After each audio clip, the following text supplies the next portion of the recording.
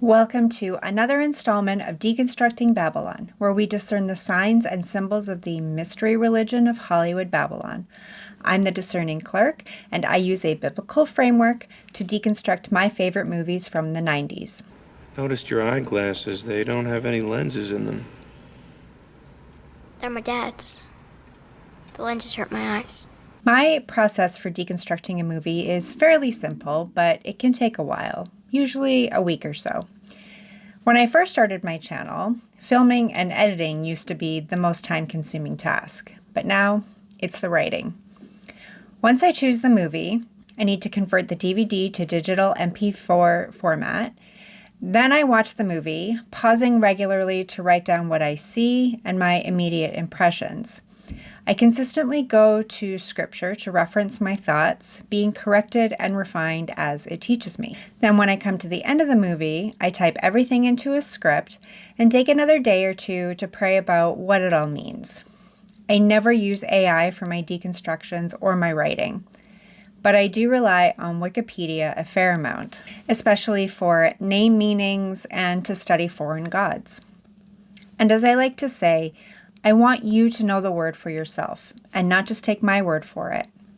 I'm sure I've gotten some things wrong or missed important elements, but if we can agree that Hollywood was created as a means to distract and deceive the people, then I'm doing all right. Today's selection, as you know, is an Academy Award-winning animated musical that depicts a biblical narrative of an important character, Moses. The Prince of Egypt was released in 1998 and, as I mentioned, won the Oscar for Best Original Song. It features a star-studded voice cast and garners 4 stars from the Video Movie Guide. This rendering of the biblical Exodus saga hits all the proper dramatic notes and tells its story without the artificially adorable frills one expects from a full-length animated feature. This is an ambitious film. There are moments of humor, even amid such great tragedy. More opera than musical, with 9 primary songs superbly integrated into its script. 1956's The Ten Commandments, which tells essentially the same story, clocks in at just shy of 4 hours. By contrast, this film is economical and yet it never feels rushed.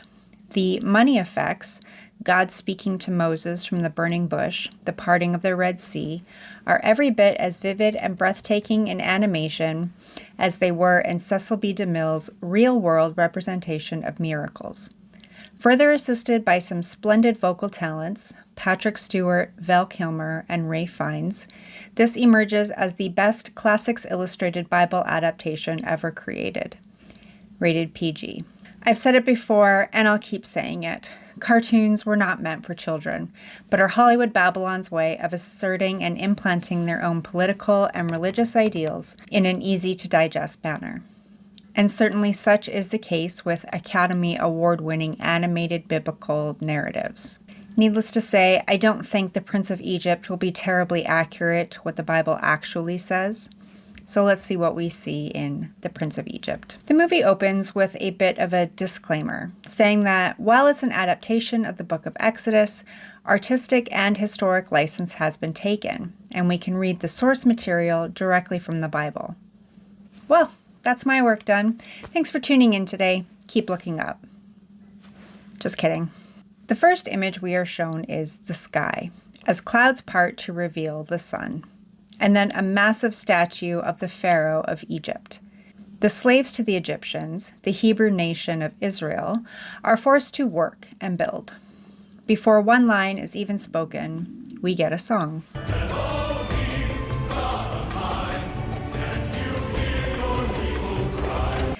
Elohim is a plural word meaning gods. The Most High has a name, not just a title. His name is Yahweh. We focus in on one young Hebrew mother with 3 small children. These are Miriam, Aaron, and baby Moses. The Egyptian soldiers are set to kill the Hebrew male children on orders from Pharaoh. Essentially, the king has instructed the Hebrew midwives to kill the baby boys but spare the baby girls. Moses' mother hid him for 3 months and then placed him in a basket and floated him down the river. There he was found by Pharaoh's daughter, adopted into the king's palace and family. It was his adopted mother who named him. Come, Ramesses. We will show Pharaoh your new baby brother. Moses. It's fascinating to me that he received an Egyptian name. We never learn his Hebrew name, and Yahweh never gives him a new name, as was his custom. The Bible never names Moses' older stepbrother, firstborn and in line to become Pharaoh. This movie names him Ramses, which means born of Ra, the sun god, who was worshipped by the Egyptians. Ramses is the name of one of the treasure cities built by the Israelites, but that's the closest we can find. Second born, second place! Not for long! In fact, Yahweh seems to favor the second-born, such as Abel, Isaac, Jacob, and, yes, Moses. The color choices they use here seem to represent Freemason duality.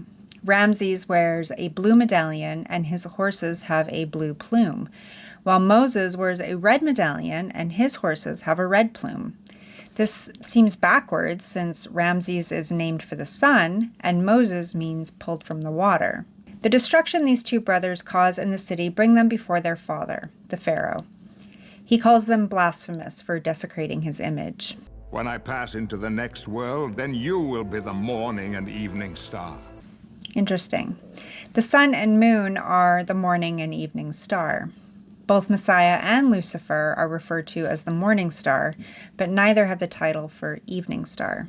That night there is a great banquet where Ramses is named Prince Regent, placing him in charge of the temples of Egypt. A spicy woman from Midian is given as an offering for the new prince, who then gives the girl to Moses. That's why I give her to you. No, that's generous, but... I won't be given to anyone. Before Moses can come into the Midianite woman, she escapes her captivity, and Moses follows after her. There he encounters his biological siblings, Miriam and Aaron, who tell him who he really is. I know to whom I speak.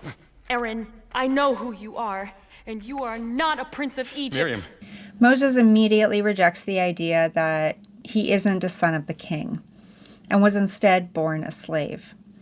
But when Miriam sings a lullaby, Moses seems to remember.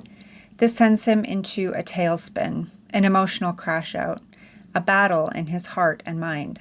Amidst the Egyptian artwork, Moses has a vision of remembrance, and he asks his father, the king, about it. The Hebrews grew too numerous. They might have risen against us. Moses' adopted mother confirms this truth as Moses tries to come to terms with who he really is. Now you know the truth, love. Now forget and be content. As Ramses prepares to build a grander temple, Moses walks among his people, truly seeing them for the first time. As he watches an old man be whipped incessantly, Moses intervenes and kills the Egyptian slave driver. You saw what happened. I just killed a man. So Moses leaves Egypt, walks through the desert, and welcomes death. But death does not come. This is not quite what the Bible says happened. Moses did indeed kill an Egyptian for beating a Hebrew, but Moses tries to conceal his crime.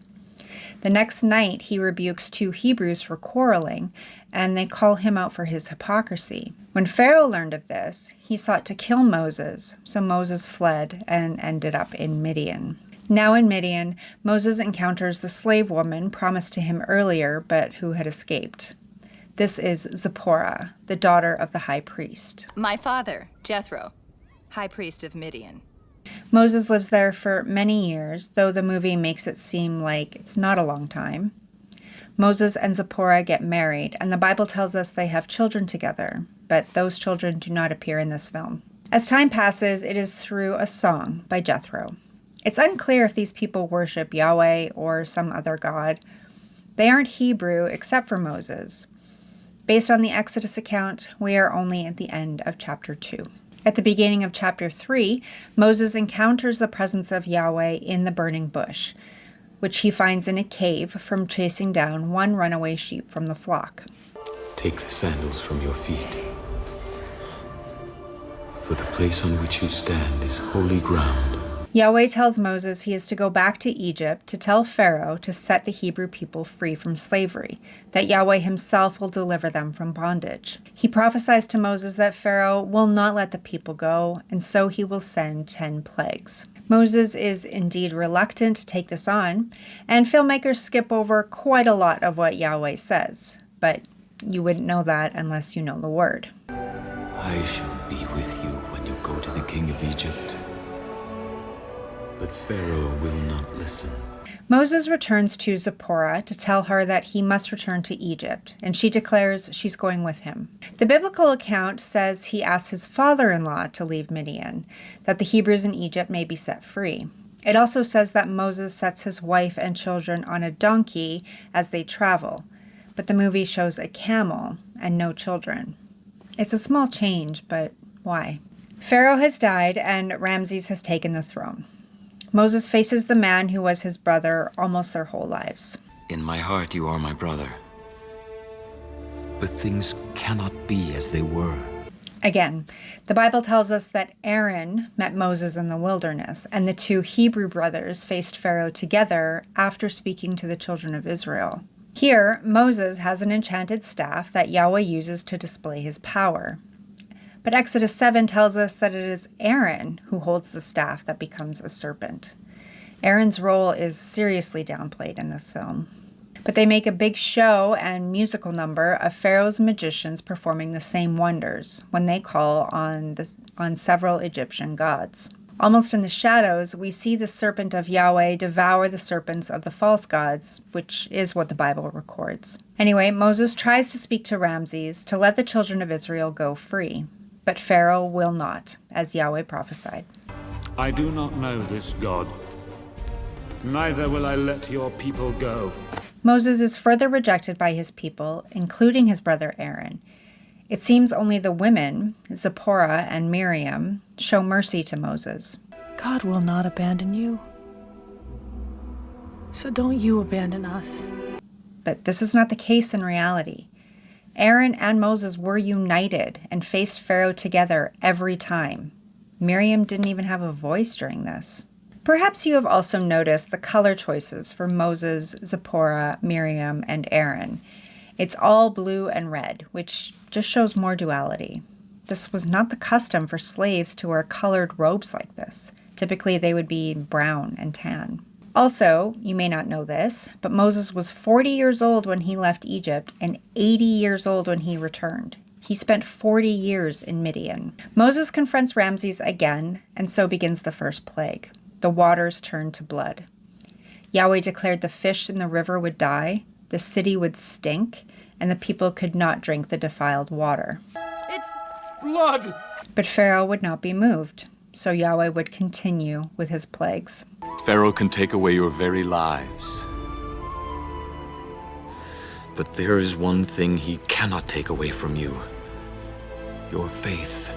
Then come the plague of frogs, then lice, flies, and livestock diseased, boils, hail, locusts, and darkness. Filmmakers go through these very quickly, and they sort of bypass the devastation it all causes. Oh, let me guess. You want me to let your people go? Instead, they place a huge emphasis on the brotherhood between Moses and Ramses, and nearly eliminate the biblical relationship between Moses and Aaron. For one final time, Moses warns Pharaoh about the final plague that will be the worst one. Please, let go of your contempt for life before it destroys everything you hold dear. Think of your son. Yet Pharaoh's heart has been hardened. He will not let the children of Israel go free. Exodus 12 tells of the first Passover, when Yahweh gave instructions for the children of Israel to be spared from the final plague, the death of the firstborn in all of the land. The faithful were to kill a male lamb without blemish and spread some of the blood on the doorposts and lintel of their homes, and Yahweh would pass over these houses. But all other firstborn in Egypt were killed, from beast to servant to priest to Pharaoh. You and your people have my permission to go. The children of Israel planned to finally leave Egypt after hundreds of years and countless generations of slavery. The Bible says they were to eat with their sandals on and bake unleavened cakes because there wasn't time to let it rise. The matter of the day is urgency, because Pharaoh would soon change his mind. Yet Miriam has time to sing an Oscar-winning song of selfish ambition. There can be miracles when you believe. And it is there they learn that Pharaoh has indeed changed his mind and pursues the freed slaves and corners them here. Yahweh instructs Moses to put his staff into the water so the sea parts and the people may pass through on dry ground. And when Egypt pursues them, the miracle ends. The Hebrews are spared and the Egyptians perish. Look at your people, Moses. They are free. The story skips ahead several chapters, and we get a glimpse of Moses with the 2 tablets containing the 10 commandments. The final image is Moses on top of Mount Sinai, looking down on the people. I recently came across a post that said DreamWorks Studios would demote animators from the Prince of Egypt project to work on Shrek, which they were working on at the same time. Now, Shrek never won an Oscar, but it did spawn 3 sequels and truly cemented DreamWorks as an animation staple amidst the Disney Pixar conglomerate. I've also deconstructed Shrek on my channel. Check out that video if you dare. It was early on. So at the beginning of this movie, we were met with a disclaimer saying it was not an accurate adaptation and that liberties were taken, which is fine and fair, I guess. I'm sure that's the case with every adaptation. But just like most book-to-film adaptations, we find the book is usually better than the movie. My problem with this one is that when it comes to the Bible, I take it at its word and try not to read my own interpretation or understanding onto it. More time was spent here building a brother relationship between Moses and Ramses that simply doesn't exist in the Bible.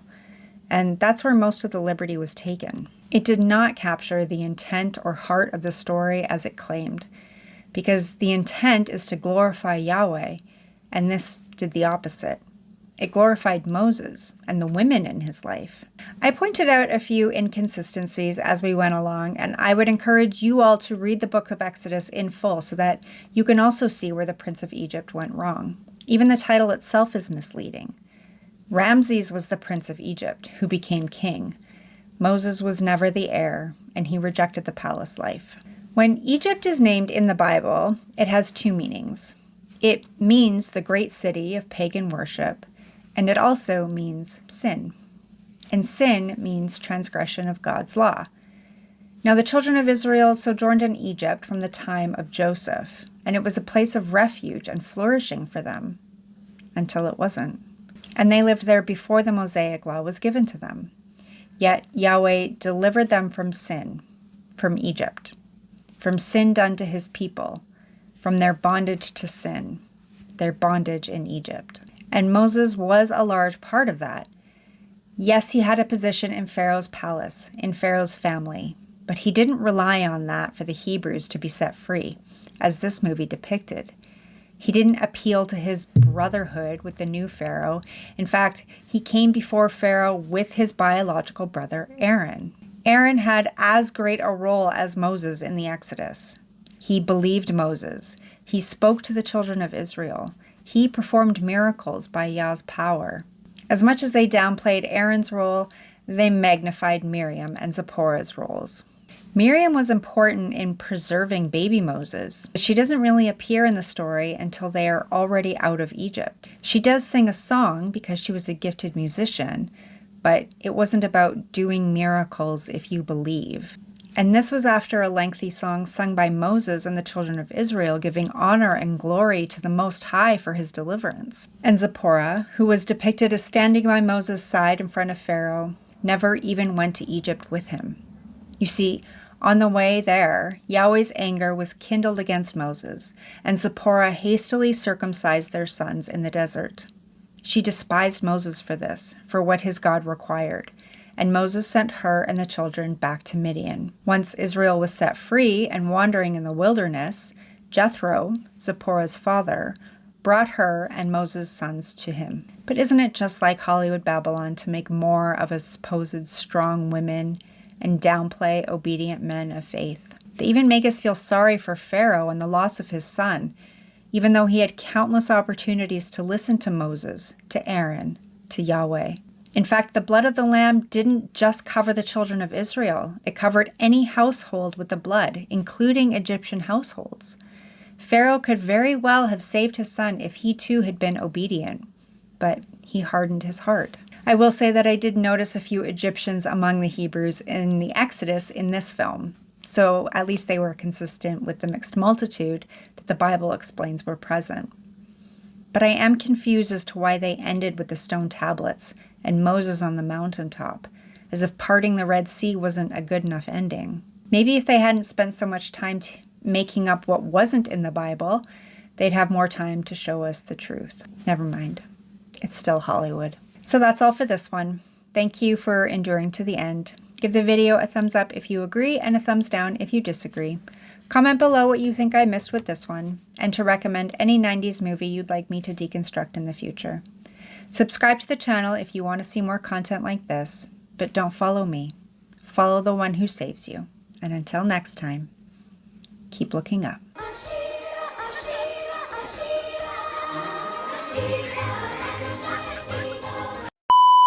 You have my leave to go.